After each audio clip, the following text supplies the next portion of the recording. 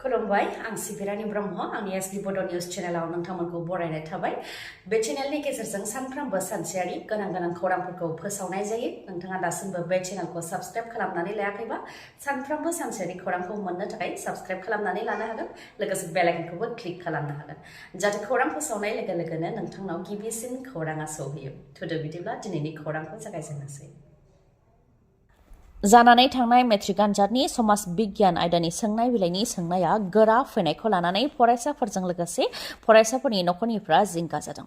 दुलाराय बर' फरायसा आफाद आरो आसुनिफ्रायबो बेनि सायाव राहा लानो थाखाय आसाम सोरखारखौ खावलायदों। दुलाराय बर' फरायसा आफादनिफ्राय बेखौनो फोरमायथिदों दि फिननायखौ थाखो 10नि फरायसाफोरा होनो हाथावना नङा।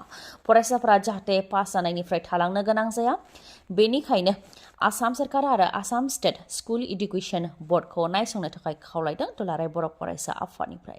लोगोसे बेखौनो फोरमायथिबावदों दि कुइसन पेपारा थाखो 10नि फरायसाफोरनि थाखाय जायाखै। APSC बा UPSC लेभेलनि थाखायसो जादों।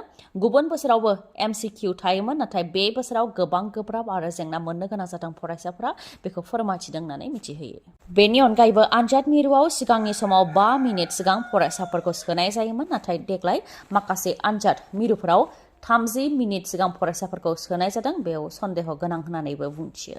जायनाखि सोंनाय बिलाइया गोरा जादों आरो फरायसाफोरा लिरनो हायाखै बेनिखायनो बेनि सायाव जाहाथे राहा लायो बेनि थाखाय खावलायो दुलाराय बर' फरायसा आफादजों लोगोसे आसुनिफ्रायबो।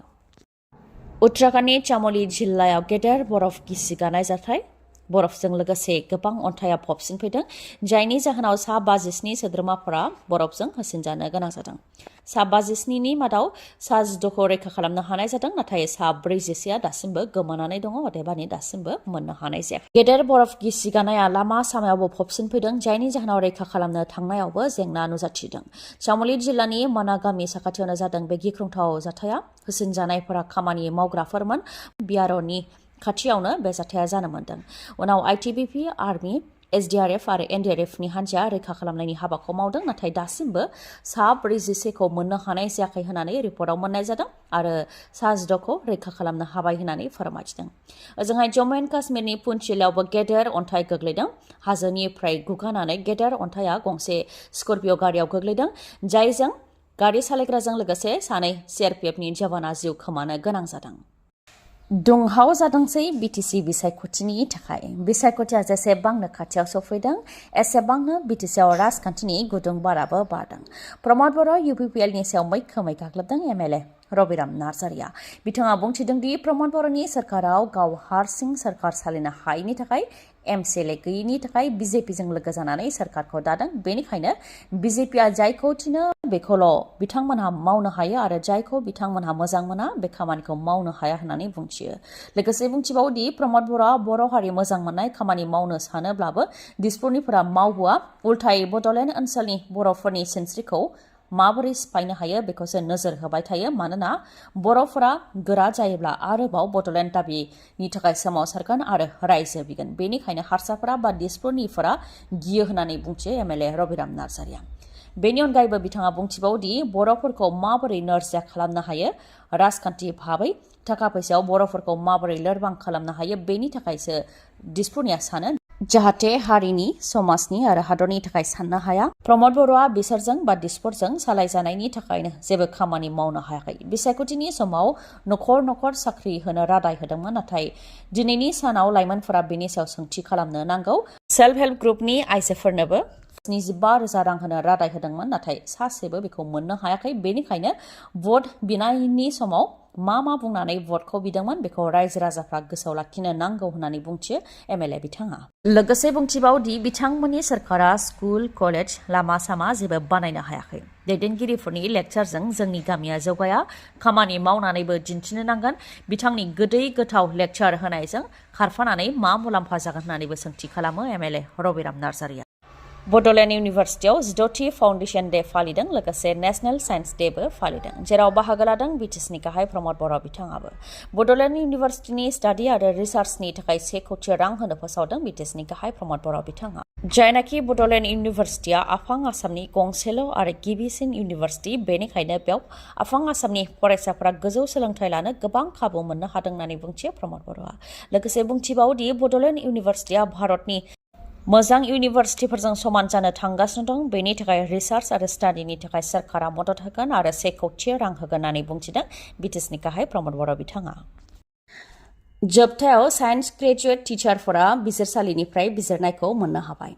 फोरोंगिरिफोरनि सार्भिस रुलखौ गोदानै एमेन्डमेन्ट खालामबाय। Assam secondary education provincialise school service amendment rule 2025 नि गेजेरजों साइन्स ग्रेजुवेट टिचारखौबो गाहाय फोरोंगिरिनि पस्टआव थिसननाय जासिगोन। जायफोर आपार प्राइमारि स्कुलखौ हाई स्कुलजों सरजाबनाय जादोंमोन बैफोर फरायसालिनि साइन्स ग्रेजुवेट फोरोंगिरिफोरा हाई स्कुलनि गाहाय फोरोंगिरिनि थाखाय गनाय जायामोन आरो बिथांमोननि पास्ट एक्सपिरियेन्सआ सानजायामोन। दा गोदान सार्भिस रुल बायदियै बिथांमोनहा मुलाम्फाखौ मोननो हासिगोन। रायजोनि 2000 नि गोबां साइन्स ग्रेजुवेट फोरोंगिरिफ्रा मुलाम्फा मोननो हासिगोन। बिथांमोनहा दा गाहाय फोरोंगिरि पस्टनि थाखाय गनाय जासिगोन। थांनाय 2 बोसोरनिफ्रायनो बेनि थाखाय फोरोंगिरिफ्रा कर्टआव जुजिदोंमोन। दा जोबनायाव बिजिरनायखौ मोननो हाबाय बिथांमोनहा। बेनि अनगायैबो हाई स्कुलाव हेडमास्टार थिसननायखौबो थांनाय 2023 निफ्राय स्टे खालामनानै दोनदोंमोन। बेखौबो दा बोखारनानै होबाय बिजिरसालिया। गासै बर'फोरनि थाखाय गोग्गाथाव आरो थुलुंगाखांनाय। जों बर'फोराबो दानिया जेरावबो उन नंलिया। साबसिननिफ्राय हामसिन लाइमोनफोर ओंखारदों जोंनि हारिनिफ्रायबो। गोजोनथाव रादाब गोबां बर' फरायसाफ्रानो PhD डिग्री मोननो हादों। प्रियंका ब्रह्मआ बटनियाव PhD डिग्री मोननो हाबाय। Bodoland university faculty of science and टेक्न'लजिनि सिङाव बिथाङा बटनियाव PhD खालामदोंमोन। दा बिथाङा डक्टरेट डिग्रीखौ मोननो हाबाय। बड'लेण्ड इउनिभार्सिटिनि डिपार्टमेन्ट अफ बटनिनि एसिस्टेन्ट प्रफेसर डक्टर सन्जीब बर'आनि दैदेननायावनो बिथाङा बेखौ मोननो हादों। बिथाङा रुंसारि अनेस्वर ब्रह्म आरो रेनु ब्रह्मनि फिसाजो आरो गुबैयै बिथाङा क'क्राझार जिल्लानि वार्ड नं 2 नि बर' भादारमारि गामिनि थागिबि। बिथांनि अनगायैबो मुस्लिमा तनुजा बसुमतारियाबो PhD डिग्री मोननो हाबाय। बिथाङा क'क्राझार जिल्लानि गसाइगाव पद्माबिल गामिनि रुंसारि आकन्जित बसुमतारि आरो मुस्लिमा रुपाली बसुमतारिनि फिसाजो आरो मुस्रि सेकामसार बसुमतारिनि अनजालि बिसि। क'क्राझार हाब्रुबारिनि रिंसार नार्जारी बिथाङाबो PhD डिग्री मोननो हाबाय। बिथाङा क'क्राझारनि हाब्रुबारि गामिनि रुंसारि जयमाल नार्जारी आरो मन्जु नार्जारीनि फिसाज्ला। बिथाङा अरुणाचल प्रदेशनि राजीव गान्धी इउनिभार्सिटिनिफ्राय PhD डिग्रीखौ मोननो हादों। नोंथांनि मेगनाव जेंना जादों नामा? जुदि जेंना जादोंब्ला आरो नोंथाङा मेगननि मोजां डक्टर नागिरदोंब्ला नोंथांनि थाखाय मोजां खौरां। बङाइगावनि आइ हस्पिटालाव फैगोन सिनियर आइ स्पेशलिस्ट डक्टर प्रबिन बसुमतारी। बिथाङा एम्स निउ दिल्लीनि बारग' SR RPC आरो दिल्ली GNCTनि बारग' आइ कनसाल्टेन्ट। डक्टर प्रबिन बसुमतारीनि अनगायैबो मेगननि डक्टर आशराफुल आलम आरो डक्टर मेघाली शर्माखौबो बङाइगावनि आइ हस्पिटालाव नोंथांमोनहा मोननो हागोन। लोगोसेनो कम्पिउटार पेकनि गेजेरजों केटारेक्ट सार्जारि खालामनो हागोन, जेराव जेबो सानाय गैयालासे सुथेनाय गैयालासे आरो गोख्रैनो गाहामाव फैफिननायखौ नोंथांमोनहा मोननो हागोन। आबुं थङा जाहैबाय बङाइगाव लवार आसाम हस्पिटालनि उल्था दिगाव बास स्टेन्डनि साखाथियाव। फुंनि 10 रिंगानिफ्राय मोनाबिलि 7 रिंगासिम मेगननि डक्टरखौ मोननो हागोन बे बङाइगावनि आइ हस्पिटालाव। माबाफोर सुलुं लानो गोसो दंबावोबा नोंथांमोनहा 6900949900 बे नाम्बाराव खौरां लाहर। खौरांखौ जोबजासे खोनासंनायनि थाखाय गोजोननाय थाबाय। गाबोननि सानाव फिन गोदान खौरांजों लोगो मोनफिनगोन। दिनैनि थाखाय गोजोन्थों।